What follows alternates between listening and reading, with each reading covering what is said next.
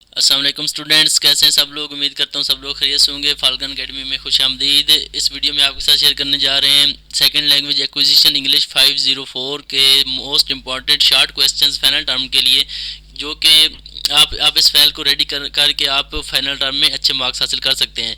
तो वीडियो को एंड तक ज़रूर देखें और कोशिश करें कि ये जो शॉर्ट क्वेश्चन दिए हुए हैं इनको आप याद कर लें। इनमें से आपके 2 नंबर के, 3 नंबर के और 5 नंबर के क्वेश्चंस आ सकते हैं। तो वीडियो में चलने से पहले तमाम लोगों से गुजारिश है कि चैनल को सब्सक्राइब ज़रूर करें और दोस्तों के साथ शेयर भी करें। तो ये जो शॉर्ट क्वेश्चन है ये लेक्चर 23 से लेकर 45 तक ये सारे इसमें इंक्लूड है। ये शॉर्ट क्वेश्चन आप याद करके आप फाइनल टर्म में अच्छे मार्क्स हासिल कर सकते हैं। तो आपके लिए इधर मैं हर क्वेश्चन को एक्सप्लेन नहीं करूंगा, क्योंकि आपको पता है कि इससे काफ़ी वीडियो लंबी हो जाएगी। लिहाजा मैं आपको एक जनरल गाइडलाइंस थोड़ा सा इसको उर्दू में आपको बता दूंगा। आपने इसको देख के आंसर मैंने लिखे हुए हैं, आपने इन आंसर को अच्छे से याद कर लेना है। तो चलते हैं जी। सबसे पहले क्वेश्चन इसमें क्या है जी, व्हाट इज सेल्फ रेगुलेशन। की सेल्फ रेगुलेशन क्या होती है, इसको आपने इसकी सिर्फ डेफिनेशन लिखनी है। ये आपको 2 नंबर का सवाल आ सकता है, आपको ये 3 नंबर का भी सवाल आ सकता है। तो आपने इसकी डेफिनेशन याद कर लेनी है कि जो सेल्फ रेगुलेशन है वो क्या है। ये सेल्फ रेगुलेशन अब अपने आप को रेगुलेट करना होता है खुद से। ऐसे जो कुछ लोग होते हैं वो अपने आप को सेल्फ रेगुलेट कर सकते हैं। कुछ लोग होते हैं जो स्किल्ड पर्सन होते हैं वो सेल्फ रेगुलेशन पे चलते हैं, और जो अनस्किल्ड और बच्चे होते हैं वो दूसरों से रेगुलेट होते हैं, मतलब उनको दूसरों से गाइडेंस लेनी पड़ती है। तो यही है सेल्फ रेगुलेशन। आपने लिखना है कि इसमें वो self regulation is the capability of independent functioning. Independent function करता है लोग इसमें, that mature and skilled individual possesses. और ये सिर्फ जो स्किल्ड इंडिविजुअल होते हैं उनके पास ये एक कैपेबिलिटी होती है खुद को सेल्फ रेगुलेट करने की। तो ये सारा सेल्फ रेगुलेशन के बारे में ये आपने याद कर लेना। उसके बाद है what are the functions of scarf folding.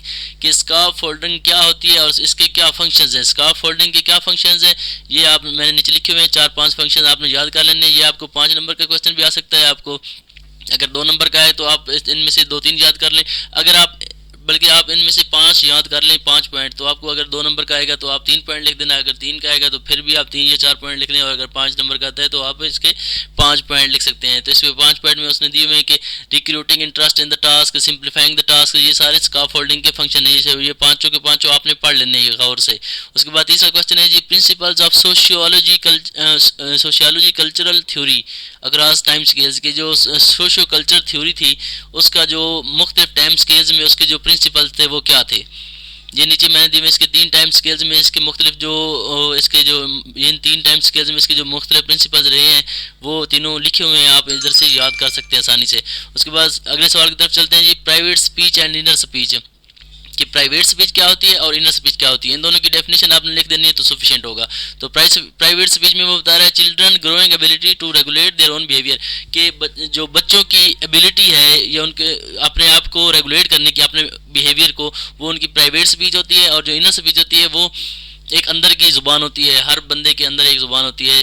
तो इनर स्पीच है जी, use of language to regulate internal thoughts without an external articulation. के बगैर किसी एक्सटर्नल आर्टिकुलेशन के आप अपने जो इनर थाट्स हैं उनको रेगुलेट करते हैं। करने के लिए जो लैंग्वेज यूज़ करते हैं वो आपकी इनर स्पीच होती है। तो ये इन दोनों में इस तरह भी क्वेश्चन पूछ सकता है कि प्राइवेट स्पीच और इनर स्पीच में क्या फ़र्क है। तो आपने इन दोनों की डेफिनेशन लिख देनी है और वो आपसे अलग अलग इसकी डेफिनेशन भी पूछ सकता है। तो इस तरह आपका ये क्वेश्चन आ सकता है।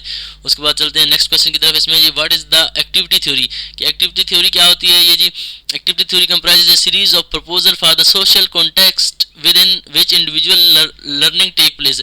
कि एक्टिविटी थ्योरी एक ऐसा सेट ऑफ प्रपोजल है, ये एक ऐसा सोशल कॉन्टेक्स्ट है जिसमें किसी भी एक इंडिविजुअल की लर्निंग हो रही होती है। तो एक्टिविटी क्या होती है, कोई काम हो रहा हो या कोई एक क्लास हो रही है, वो भी एक एक्टिविटी है। तो ये एक्टिविटी ऐसी है, एक सोशल सेटिंग है। एक्टिविटी थ्योरी इसी पे बेस करती है कि किसी भी एक स्पेसिफिक सोशल सेटिंग में जब एक इंडिविजुअल की लर्निंग टेक प्लेस करती है तो उसको एक्टिविटी थ्योरी कहते हैं। तो इसके बारे में आपने पढ़ लेना है। इसमें सब्जेक्ट इन्वॉल्व होता है, ऑब्जेक्ट इन्वॉल्व होता है, एक्शंस एंड ऑपरेशन इन्वॉल्व होते हैं। ये आपने पढ़ लेनी है। ये आपको 2 नंबर का भी क्वेश्चन आ सकता है और 5 नंबर का भी आ सकता है। तो आपने इस लिहाज से इसको थोड़ा सा देख लेना है। इसका क्वेश्चन आंसर मैंने लिखा हुआ है, आप इसको देख सकते हैं। नेक्स्ट क्वेश्चन की तरफ चलते हैं। Applications of socio cultural theory to second language learning. कि जो सोशियो कल्चर थ्योरी की जो सेकंड लैंग्वेज लर्निंग पे एप्लीकेशंस थी, या जो कि सोशियो कल्चर थ्योरी कैसे अप्लाई होती है सेकंड लैंग्वेज लर्निंग पे। तो आप ये देख सकते हैं, इसके क्वेश्चन नीचे दिया हुआ है कि आंसर दिया हुआ है, socio cultural perspective sees early language learning as a process of meaning making in collaborative activity with other members of a given culture. कि जो सोशियो कल्चर थ्योरी है ना, वो कहती है कि जो लैंग्वेज लर्निंग का प्रोसेस है उसका मतलब है कि मीनिंग मेकिंग। आप अगर कोई ज़ुबान सीख रहे हैं तो उसका मतलब ये है कि उसकी मीनिंग आपको पता चल रही है, और through activity with the number of given culture. किसी खास कल्चर में सेकंड लैंग्वेज क्या होती है? सोशियो कल्चर थ्योरी यही कहती है कि आपने सोसाइटी से सीखना है। अगर आप सोसाइटी से सेकंड लैंग्वेज सीख रहे हैं तो आप एक खास एक्टिविटी में इन्वॉल्व है, जैसे आप लोगों से उनकी ज़ुबान सीख रहे हैं। इसी तनाज़र में आपने सोशियो कल्चर थ्योरी के तनाज़र में आपने सेकंड लैंग्वेज लर्निंग के बारे में बताना है। तो ये एक इसका आइडियल आंसर आपको दिया हुआ है, आप इसको देख सकते हैं। ये भी आपको 5 नंबर का भी क्वेश्चन आ सकता है, 2 नंबर का भी। ये काफ़ी अहम सवाल है, आपने ये लाजमी याद करने हैं। अगर आप ये याद कर लेंगे तो आपको पूरी बुक पढ़ने की, या आपको अगर पहले तो कोशिश करिए कि आप पूरी बुक को एक दफ़ा पढ़ लें, लेकिन अगर आपके पास इतना टाइम नहीं है तो आप फिर इन शॉर्ट लेक्चर्स पे जा सकते हैं। आगे नेक्स्ट क्वेश्चन है types of private speech and second language learning. के जो प्राइवेट स्पीच है उसकी टाइप्स कितनी है, और सेकंड लैंग्वेज लर्निंग की और प्राइवेट स्पीच की कितनी टाइप्स हैं? तो 3 main types of second language private speeches. कि सेकंड लैंग्वेज लर्निंग की जो प्राइवेट स्पीचेस हैं उनकी 3 टाइप्स होती हैं। अगर वो आपसे सिर्फ टाइप्स पूछता है तो आपने इनको सिर्फ टाइप्स बतानी है, और अगर 2 नंबर का सवाल होता है तो फिर आपने इनके नाम भी लिखने हैं, और अगर आपको ये 5 नंबर का सवाल देता है तो फिर आपने इसको थोड़ा सा एक्सप्लेन भी करना है कि ये जैसे मैंने ये नाम लिखे हुए हैं लोगों के, आपने ये नाम भी फिर मेंशन करना है अगर 5 नंबर का सवाल आपके पास आ जाता तो। लेकिन बेसिकली 3 मेन टाइप्स है सेकंड लैंग्वेज प्राइवेट स्पीच की। आइडेंटिफाई बाय ओटा, ये ओटा ने इसको आइडेंटिफाई किया था, आपने इसको याद रखना है। उसके बाद इसमें कौन कौन सी है जी? Repetition, discursive responses and manipulation. ये 3 इसकी टाइप्स हैं, किसकी? सेकंड लैंग्वेज प्राइवेट स्पीचेस की। तो अगर 2 नंबर के क्वेश्चन आता है तो आपने ये तीनों के नाम लिख के बस आपका सफिशिएंट हो जाएगा। लेकिन अगर ये 5 नंबर का आता है तो आपने आगे फिर इसको एक्सप्लेन भी करना है। तो इस तरह ये आपका क्वेश्चन हो जाएगा। उसके बाद नेक्स्ट क्वेश्चन की तरफ चलते हैं जी।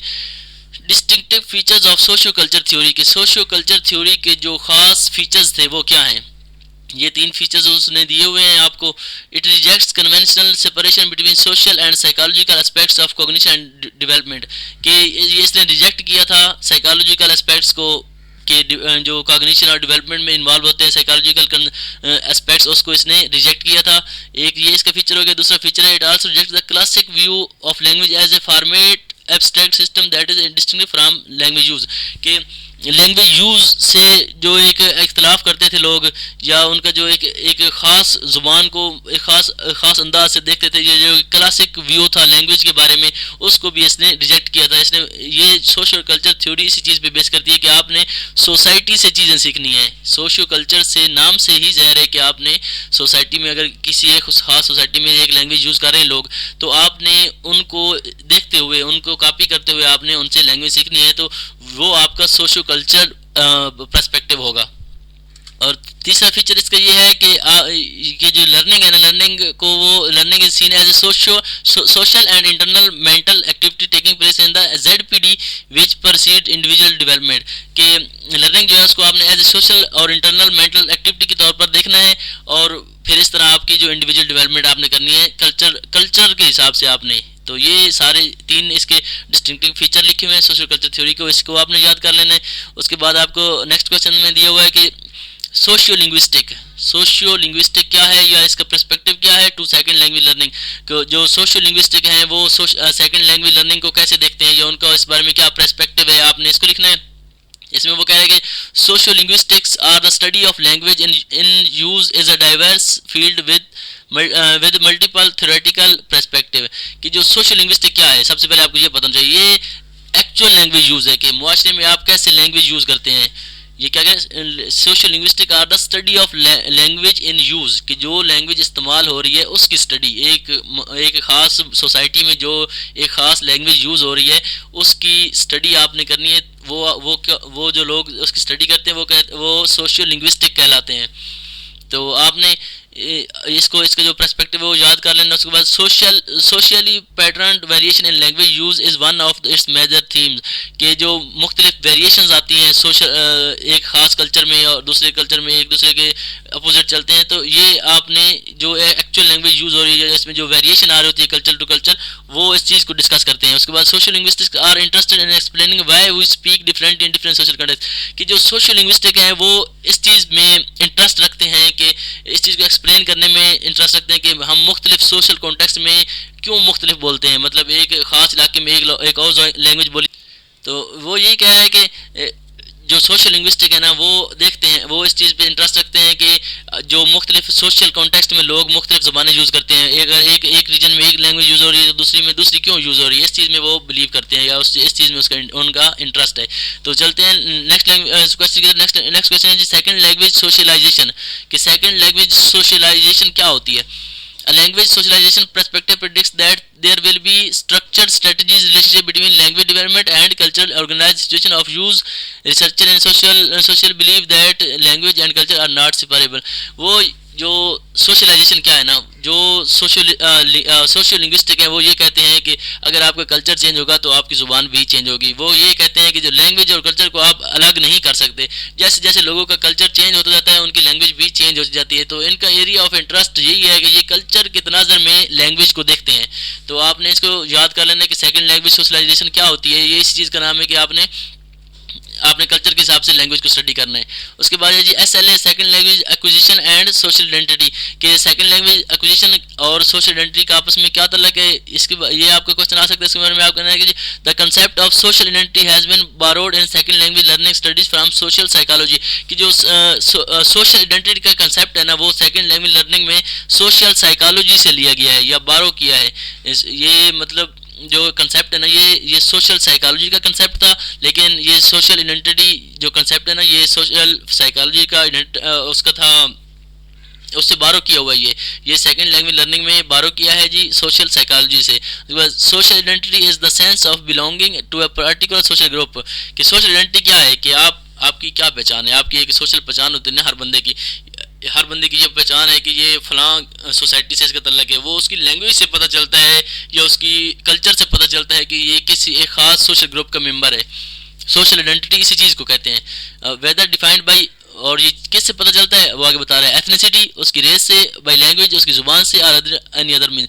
ये मतलब एक बंदा किसी खास बैकग्राउंड से आया तो उसका पता हमें उसकी लैंग्वेज से पता चलता है, उसकी उसकी सोशल कॉन्टेक्स्ट से हमें पता चलता है, उसकी अपीयरेंस से, उसके लिबास से। ये सारी चीज़ें हमें सोशल आइडेंटिटी एक बंदे की कहलाती हैं जो उसको किसी खास कल्चर से रिलेट करवाती हैं। तो ये क्वेश्चन भी आपका आ सकता है। उसके बाद नेक्स्ट क्वेश्चन है जी socio linguistic perspective on second language के। सोशियो लिंग्विस्टिक का क्या पर्सपेक्टिव था जी लैंग्वेज लर्निंग पे। तो socio linguistic oriented research has provided rich description of the context for language learning and the speech image, कि जो सोशल लिंग्विस्टिक थे वो फिर बार बार ये कह रहा है कि वो कल्चर के एक सोशल कॉन्टेक्स्ट, एक खास किस्म के सोशल कॉन्टेक्स्ट में वो बात करते हैं या लैंग्वेज यूज़ की बात वो करते हैं। तो इनका पर्सपेक्टिव हमेशा से यही रहा है कि जो एक ख़ास कल्चर में जो एक ज़ुबान या एक लर्निंग टेक प्लेस हो रही है तो उस ख़ास कल्चर के हिसाब से वो लैंग्वेज के यूज़ को देखते हैं। Second language ethnographer believe that learning is a collaborative affair and language knowledge is socially constructed through interaction, और वो फिर यही बात कर रहा है कि जो सेकंड लैंग्वेज है ना वो आपने अगर सीखनी है तो आप लोगों के साथ इंटरेक्ट करेंगे, उस एक ख़ास सोसाइटी में जाके उधर बसने वाले लोगों से आप इंटरेक्शन करेंगे, जिसकी वजह से आपकी जो सेकंड लैंग्वेज लर्निंग है वो उसमें इम्प्रूवमेंट आएगी और वो आप सीख सकेंगे। तो जो सोशल लिंग्विस्टिक है उनका सेकंड लैंग्वेज या उसका लैंग्वेज लर्निंग पे उनका पर्सपेक्टिव यही है कि आप जो एक ख़ास सोसाइटी में लैंग्वेज यूज़ हो रही है उनके साथ आप इंटरेक्शन करें और उनके साथ उनकी लैंग्वेज आप सीखने की कोशिश करें। तो चलते हैं नेक्स्ट क्वेश्चन की तरफ। नेक्स्ट क्वेश्चन में वो कह रहा है कि achievement of second language acquisition research की, जो सेकंड लैंग्वेज एक्विजिशन की रिसर्च हो रही है उसने क्या क्या कामयाबियां हासिल की हैं। तो आपने इनमें से मैंने 3 किस्म की आपके सामने लिखी हुई है कि एक लिंग्विस्टिक पर्सपेक्टिव के लिहाज से उन्होंने क्या कामयाबी हासिल की है, और फ्राम ए कॉग्निटिव पर्सपेक्टिव से क्या कामयाबी हासिल की है, और from the social linguistic perspective से उन्होंने क्या कामयाबी हासिल की है। तो ये 3 किस्म के पर्सपेक्टिव हैं। इनके हिसाब से जो सेकंड लैंग्वेज एक्विजिशन रिसर्च है इसने मुख्तलिफ किस्म की अचीवमेंट हासिल की है। तो ये अचीवमेंट आपने अपने वर्ड्स में लिख लेनी है। ये बहुत अहम सवाल है, इसको आपने लाजमी तौर पर याद रखना है। ये आपका 5 नंबर का सवाल आ सकता है। तो ये आपने इधर से पढ़ लेना है। नेक्स्ट चलते हैं जी, नेक्स्ट क्वेश्चन है जी, future directions for the second language learning के फ्यूचर कुछ जो उसने रिसर्च ने हासिल कर लिया वो तो कर लिया, अभी वो आगे क्या सोच रही है, उसकी फ्यूचर डायरेक्शंस क्या है, सेकंड लैंग्वेज लर्निंग रिसर्च जो है उसकी फ्यूचर डायरेक्शंस क्या है। ये आपका 5 नंबर का या 2 नंबर का ये सवाल, ये भी बहुत अहम है, ये भी आपको सवाल आ सकता है।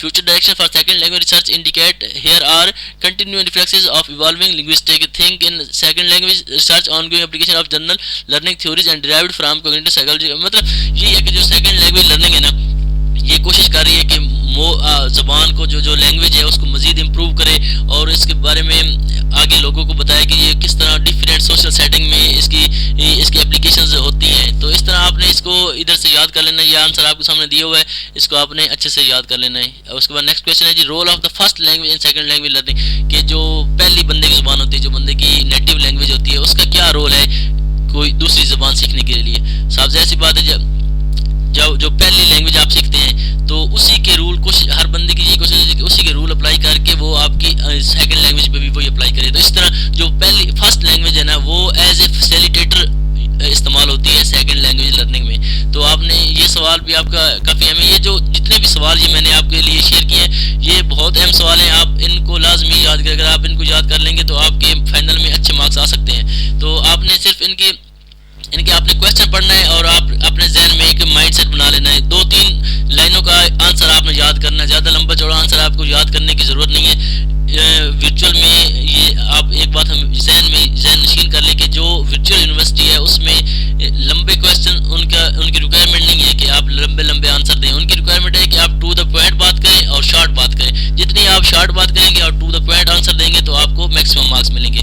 तो ये लास्ट क्वेश्चन ये है कि role of first language and second language learning की जो फर्स्ट लैंग्वेज है उसका सेकंड लैंग्वेज लर्निंग में क्या रोल है। तो आपने ये बता देना उनको लिए कि ये जो फर्स्ट लैंग्वेज है वो फैसिलिटेटर का रोल अदा करती है दूसरी लैंग्वेज के सीखने के लिए।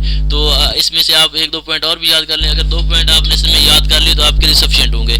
तो इसी के साथ आज की वीडियो का इधर इख्तिताम करते हैं। उम्मीद करता हूँ इससे काफ़ी आप लोगों की हेल्प हो जाएगी। काइंडली तमाम दोस्तों से गुजारिश है कि इन क्वेश्चन को अच्छे से याद कर लें ताकि आपके फाइनल में अच्छे मार्क्स आ सकें। तो सब आप लोगों के लिए दुआ है कि आपके अच्छे मार्क्स हैं। दुआओं में मुझे भी याद रखिएगा। तब तक के लिए अपना